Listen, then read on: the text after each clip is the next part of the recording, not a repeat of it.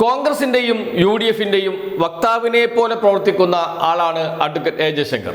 അത് പ്രത്യേകിച്ച് കേരളത്തിലെ ജനങ്ങളോട് പറയേണ്ട കാര്യമില്ല, എല്ലാവർക്കും അത് അറിയുന്നത് തന്നെയാണ്. അദ്ദേഹത്തിന്റെ കഴിഞ്ഞകാല പ്രവർത്തനങ്ങളും അദ്ദേഹത്തിന്റെ വീഡിയോകളും അദ്ദേഹത്തിന്റെ പ്രസംഗങ്ങളും അദ്ദേഹത്തിന്റെ അന്തിചർച്ചയിലെ വാദങ്ങളും മാത്രം നോക്കിയാൽ മതി അദ്ദേഹം എവിടെ നിൽക്കുന്നു എന്നറിയാൻ. ഒരേ സമയം UDF ആകും, അതേസമയം BJPയുമാകും. ഇതാണ് അദ്ദേഹത്തിന്റെ രീതി. കോൺഗ്രസിന്റെ വക്താവാകും, മുസ്ലിം ലീഗിന്റെ വക്താവാകും, അതേസമയം BJPയുടെ വക്താവായും പ്രവർത്തിക്കും. ഒരേ ഒരു ലക്ഷ്യമേ ഉള്ളൂ, ഇടതുപക്ഷം. അതാണ് അദ്ദേഹത്തിന്റെ രീതി. അദ്ദേഹം ഇപ്പോൾ വളരെയേറെ സന്തോഷത്തിലാണ്. അദ്ദേഹത്തിന്റെ സ്വന്തം യൂട്യൂബ് ചാനൽ അദ്ദേഹം ഇട്ട ഒരു വീഡിയോ ഉണ്ട്. ആ വീഡിയോയിൽ അദ്ദേഹം സന്തോഷം പ്രകടിപ്പിക്കുന്നു. വെറും പ്രകടിപ്പിക്കുക മാത്രമല്ല, സന്തോഷം ഇങ്ങനെ അണപൊട്ടി ഒഴുകുകയാണ്. കോൺഗ്രസ് പ്രവർത്തകരൊക്കെ ആഹ്ലാദത്തിലാണ്. ദാ വരുന്നു 2026 UDFന്റെ സർക്കാർ. വൻ തരംഗമാണ് കേരളത്തിൽ UDFന് അനുകൂലമായിട്ടുള്ളത്. അത് കേവലം ഒരു സർക്കാർ വിരുദ്ധ വികാരം മാത്രമല്ല, അതിനപ്പുറത്തേക്ക് ഒരു തരംഗം നിൽക്കുന്നു. കേവലമായ ഭൂരിപക്ഷത്തിന് UDF ജയിക്കുക മാത്രമല്ല ചെയ്യുക, വൻ ഭൂരിപക്ഷത്തിന് ജയിക്കും UDF. ഇതൊക്കെയാണ് അദ്ദേഹം പറയുന്നത്. അതിന് അദ്ദേഹം ആധാരമായി പറയുന്ന ഒരു കാര്യം ഇന്ത്യ ടുഡേയുടെ മൂഡ് ഓഫ് നേഷൻ സർവേയാണ്. ആ സർവേയിൽ പറയുന്ന കാര്യങ്ങൾ വെച്ചാണ് അദ്ദേഹം കേരളത്തിൽ 2026 UDF വൻ ഭൂരിപക്ഷത്തിന് ജയിക്കും, വൻ തരംഗമാണ് UDFന് അനുകൂലമെന്ന് പറയുന്നത്. എന്നാൽ ഇന്ത്യ ടുഡേയുടെ സർവേ എന്തായിരുന്നു? നിയമസഭാ തെരഞ്ഞെടുപ്പല്ല സർവേയുടെ അടിസ്ഥാനം. അത് ജയശങ്കറിനെ അറിയാത്തത് കൊണ്ടല്ല, അദ്ദേഹം ബോധപൂർവം മറച്ചു പിടിക്കുകയാണ് ചെയ്യുന്നത്. കാരണം അദ്ദേഹത്തിന്റെ മനസ്സിൽ LDF പരാജയപ്പെടണം, UDF ജയിക്കണം. അതിനുവേണ്ടിയുള്ള ഒരു പൊതു ധാരണ ഉണ്ടാക്കിയെടുക്കണം. അതിനുവേണ്ടി ഒരു കള്ളത്തെ മറച്ചു പിടിക്കുകയാണ് അദ്ദേഹം ചെയ്യുന്നത്. അല്ലെങ്കിൽ ഒരു വാർത്തയെ ദുർവ്യാഖ്യാനം ചെയ്യുകയാണ് അദ്ദേഹം ചെയ്യുന്നത്. അതല്ലെങ്കിൽ ഒരു സർവേയെ തന്നെ അതിന് ഉപയോഗിക്കുകയാണ് അദ്ദേഹം ചെയ്യുന്നത്. നിയമസഭാ തെരഞ്ഞെടുപ്പും ലോക്സഭാ തെരഞ്ഞെടുപ്പും തമ്മിലുള്ള വ്യത്യാസം കേരളത്തിൽ എങ്ങനെയാണ് എന്ന് എല്ലാവർക്കും അറിയുന്ന കാര്യമാണ്. 2019 നാം അത് കണ്ടതുമാണ്. ഇന്ത്യ ടുഡേ സർവേയിലും അത് വ്യക്തമാക്കുന്നുണ്ട്. ഇന്ത്യ ടുഡേ സർവേ എന്നത് ഇപ്പോൾ ലോക്സഭയിലേക്ക് ഒരു തെരഞ്ഞെടുപ്പ് നടന്നാൽ ആര് ജയിക്കും എന്നതാണ്. അതാണ് അവരുടെ സർവേയുടെ അടിസ്ഥാനം. ഇതിനെക്കുറിച്ച്, ഈ സർവേയെക്കുറിച്ച് ഇന്ത്യ ടുഡേ കൊടുത്ത വാർത്തയുണ്ട്. ആ വാർത്ത ഇപ്പോഴും ലഭ്യമാണ്. ഓൺലൈനിൽ ഒന്ന് സെർച്ച് ചെയ്താൽ വാർത്ത ലഭിക്കും.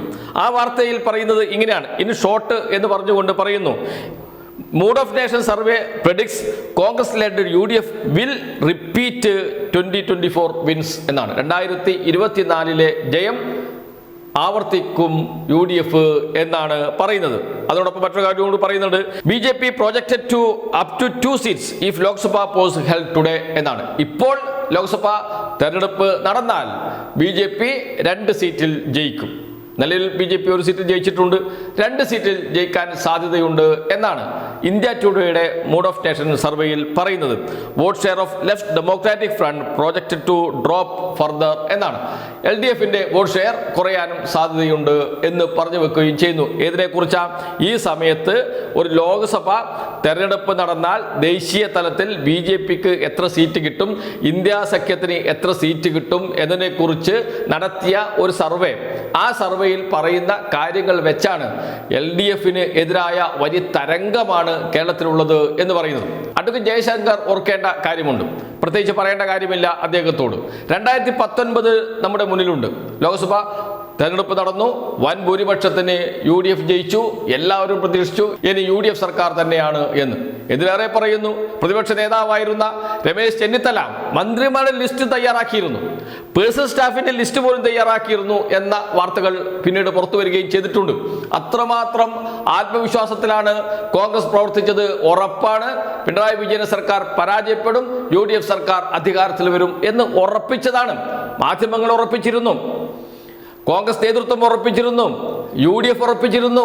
ഇതിനേറെ പറയുന്നു, ഈ അഡ്വക്കേറ്റ് ജയശങ്കർ അടക്കമുള്ളവർ അത് ആഗ്രഹിക്കുകയും ചെയ്തിരുന്നു, അവർ അത് പരസ്യമായി പറയുകയും ചെയ്തിരുന്നു എന്നാണ് എൻ്റെ ഓർമ്മ.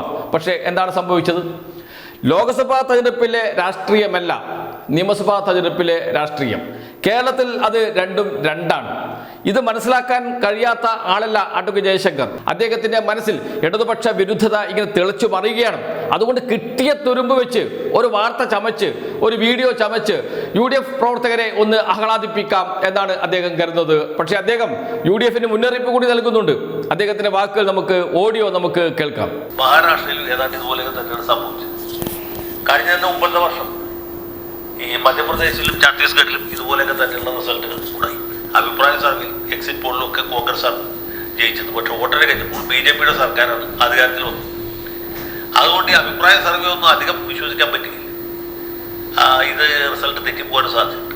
ഒരുപക്ഷെ CPM-കാർ തന്നെ പൈസ കൊടുത്ത് കോൺഗ്രസ്സുകാരെ കുഴപ്പത്തിലാക്കാൻ വേണ്ടി ഇതുപോലുള്ള സാമ്പിൾ സർവേ നടത്തിച്ചാകാൻ പോലും സാധ്യതയുണ്ട്. കാരണം സാമ്പിൾ സർവേയിൽ നമ്മൾ ജയിച്ചല്ലോ എന്ന് വിചാരിച്ച് കോൺഗ്രസ്സുകാർ മടിയന്മാരായതുകൊണ്ട് ആമയും മുയലും എന്ന കഥയിലെ മുയലിനെ പോലെ ഇനി കിടന്നു തുടങ്ങും. ആ സമയത്ത് ആമയുടെ റോളിൽ CPM-ന് LDF-ന് ജയിച്ച് കയറാൻ ഉള്ളൊരു സാധ്യതയുണ്ട്. അങ്ങനെയുള്ള സാധ്യത പോലും തള്ളിക്കളയാൻ പറ്റിയില്ല. ഏതായാലും ഇങ്ങനൊരു സാമ്പിൾ സർവേ വന്നിട്ടുണ്ട്. 110 സീറ്റിൻ്റെ ആവേശത്തിലാണ് ഇപ്പോൾ കോൺഗ്രസ്സുകാർ പൊതുവിലുള്ളത്. VD സതീശനാണെങ്കിലും രമേശ് ചെന്നിത്തലാണെങ്കിലും ഒക്കെ സത്യപ്രതിജ്ഞ കിട്ടുകൊണ്ട് വല്ല കുപ്പായം വരെ റെഡിയാക്കി വെച്ചേക്കാണ്. എന്ന് വെച്ചാൽ കുഞ്ഞാപ്പ വിട്ടുകൊടുക്കുന്നത് നിങ്ങൾ വിചാരിക്കണ്ട. അദ്ദേഹവും ഒരു ചെറിയ പച്ച കുപ്പായം റെഡിയാക്കി വെച്ചിട്ടുണ്ട്. ആരായിരിക്കും അവസാനം കേരള മുഖ്യമന്ത്രിയാകുക എന്ന് പറയാൻ ഞാൻ ആളല്ല.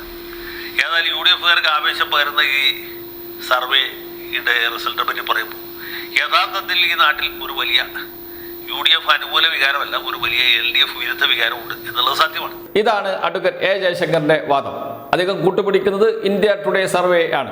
നേരത്തെ പറഞ്ഞതുപോലെ ഇന്ത്യ ടുഡേ സർവേ ലോക്സഭ തെരഞ്ഞെടുപ്പിനെ കുറിച്ചാണ്. ഇപ്പോൾ ലോക്സഭയിലേക്ക് ഒരു തെരഞ്ഞെടുപ്പ് നടന്നാൽ ആര് ജയിക്കും എന്നതാണ്, അതേക്കുറിച്ചാണ് സർവേ. ആ സർവേയെ അദ്ദേഹം മറ്റൊരു രൂപത്തിലേക്ക് മാറ്റുകയും 110 സീറ്റിലേറെ നേടി UDF അധികാരത്തിൽ വരും എന്ന് പ്രവചിക്കുകയാണ് ചെയ്യുന്നത് അഡ്വക്കേറ്റ് ജയശങ്കർ. കാരണം കോൺഗ്രസിൻ്റെയും UDF-ൻ്റെയും പ്രവർത്തകരെ ഒന്ന് ഉത്തേജിപ്പിക്കണം. അപ്പോഴും നേരത്തെ കേട്ടതുപോലെ ഒരു മുന്നറിയിപ്പ് കൂടി നൽകുന്നുണ്ട്. ഇങ്ങനെ സർവേയൊക്കെ വരും, ചിലപ്പോൾ CPM-കാർ പണം കൊടുത്ത് ചെയ്യിപ്പിച്ചതായിരിക്കും, എന്തായാലും ജയിക്കും എന്ന് കരുതി പ്രവർത്തനങ്ങൾ നടത്താതിരിക്കും, എല്ലാവരും വെറുതെ ഇരിക്കും. അങ്ങനെ വന്നാൽ തോറ്റു തുന്നം പാടും എന്ന ഓർമ്മപ്പെടുത്തൽ കൂടി അദ്ദേഹം നടത്തുന്നുണ്ട്. ഈ സർവേ ഒന്നും വിശ്വസിക്കരുത് എന്നും പറയുന്നുണ്ട്. എന്നിരുന്നാലും 110 സീറ്റിലേറെ നേടി വിജയിക്കും എന്നൊക്കെ പറയുമ്പോൾ കോൺഗ്രസ് പ്രവർത്തകർക്ക് ഒരു ആവേശം ഉണ്ടാകുമല്ലോ.